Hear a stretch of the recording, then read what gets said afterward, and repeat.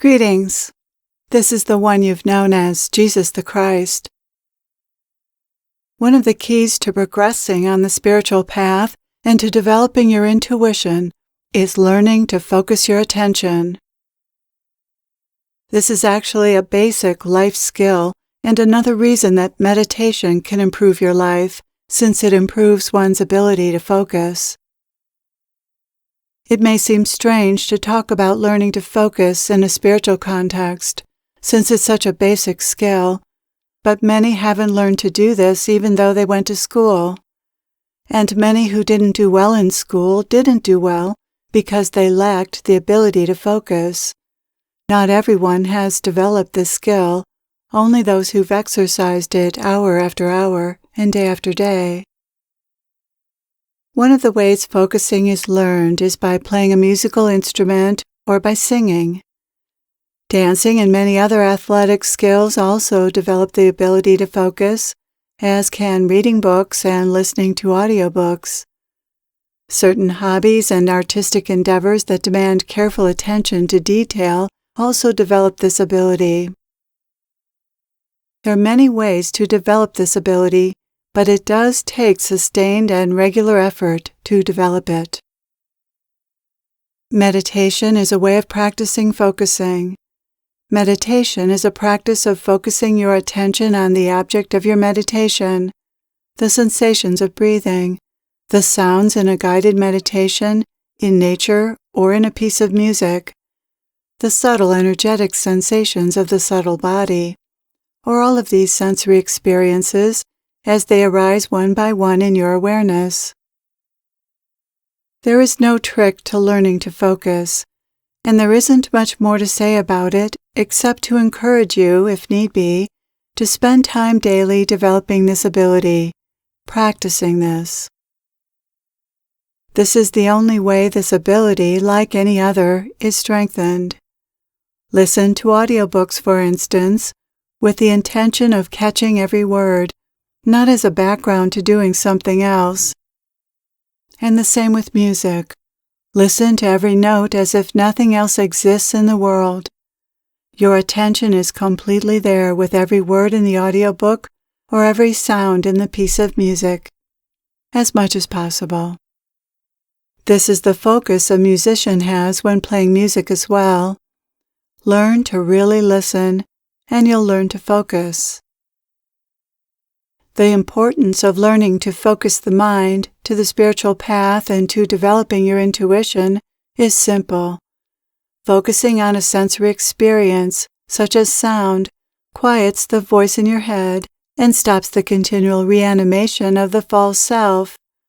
For the false self is nothing but a creation of the voice in your head. Literally nothing.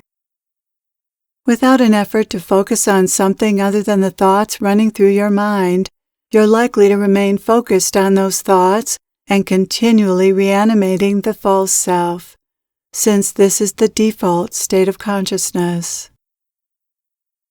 The problem with the default state of consciousness, besides the fact that it's generally an unhappy state, is that you miss out on what's arising moment to moment in reality, such as intuitions and other communications from your divine self. Your attention can only be in one place at a time, and when it's glued to the thoughts running through your mind, you miss out on other more subtle things that are arising in the here and now. Furthermore, to detach from this voice and be in presence instead, learning to consciously direct your attention, your focus, is necessary. Learning to direct your attention is the difference between being in the egoic state of consciousness and being in presence, between living as your false self and living as your true self. And why is being in presence necessary for advancing on the spiritual path and developing your intuition? The more you live in the present moment, the more your divine self becomes what lives your life, rather than your ego and conditioning. Once you stop paying attention to the voice in your head, you'll be moved intuitively to act and speak by your divine self. Being intuitive is not just a means of gaining information, but a way of being in the world. Presence is a state of consciousness in which you are moved intuitively by the divine self rather than by the voice in your head. The purpose of developing intuitively is not just to get a piece of information here and there and continue going about living in the egoic state of consciousness. Intuitive development starts out this way, but so much more is possible. It's possible to live from presence and have your intuition be what motivates you in all you do. Here I should probably make a distinction between the intuition and the nudges and drives that also move you while you're in presence. In presence, you receive information intuitively as insights or downloads or knowings, and you also feel moved to go in certain directions or do certain things and not others. The divine self guides you both with intuitive knowings and with nudges, urges, excitement, joy, and a sense of yes to do something or do nothing or move away. You just know what to do and when.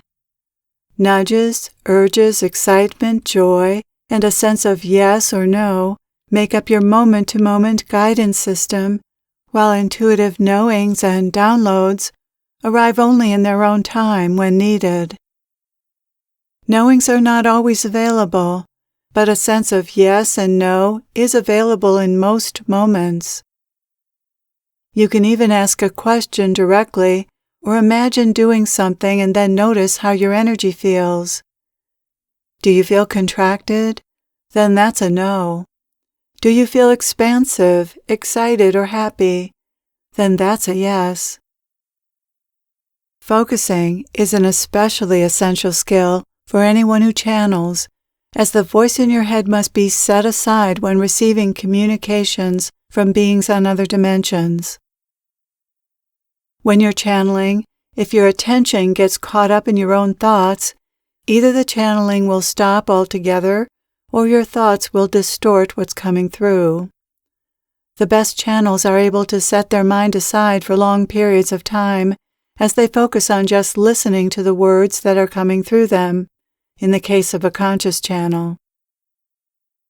The same is true for other psychic gifts.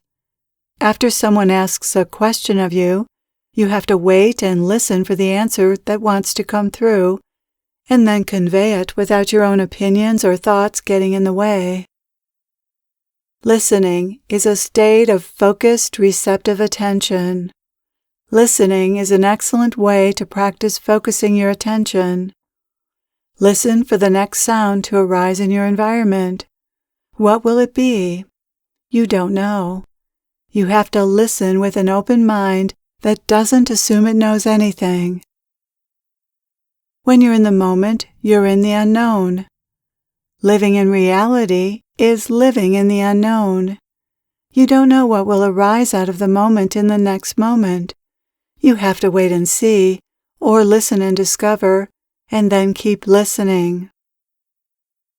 An attitude of waiting and listening for what comes next will help you develop your ability to focus. The mind will be bored when asked to focus on one thing for a while, but if you take an attitude that something unknown and therefore surprising is about to happen, this curious attitude will help you focus the mind. It wants to know, so give the mind the task of discovering what's going to happen next. Be curious about the next moment. What will happen next? This curiosity is a quality of your divine self. The divine self is curious about life. It loves life because life is interesting, and not knowing what will happen is exciting. The mind would rather live in the mind's virtual reality because it assumes that nothing of interest is happening in the here and now. Assume something interesting is about to happen, and the mind will come along for the ride. And the truth is, something new is always arising in the moment. The present moment is rich if you give your attention to it long enough. And best of all, in the present moment, there is no suffering, only peace and contentment. That peace seems boring to the mind, but all the egoic mind has to offer instead is suffering. Worries, discontentment, fears about the future, obsessing about unfulfilled desires, judgments, comparisons, and negative thoughts and feelings. You can choose peace and no suffering over this unpleasant state by focusing your attention on what's arising now in your sensory experience and more subtly, intuitively. That's the choice. You can't have your mind's virtual reality, its fantasies and mental meanderings, and peace, contentment, and connection with your divine self's guidance. You can't have the mind's enjoyable fantasies and meanderings without the suffering. There's a high price to pay for the little bit of pleasure you get from thinking the thoughts that run through your mind. That price is being stuck in the false self and its fears, worries, and sense of lack and discontentment.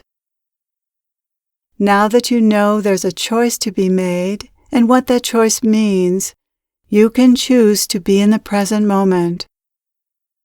The key to being in the present moment is learning to focus your attention on your body and senses, on the here and now.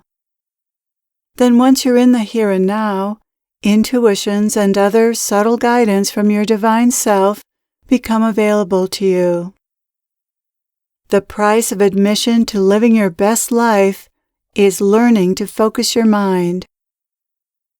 Thank you for being willing to consider these life-altering concepts.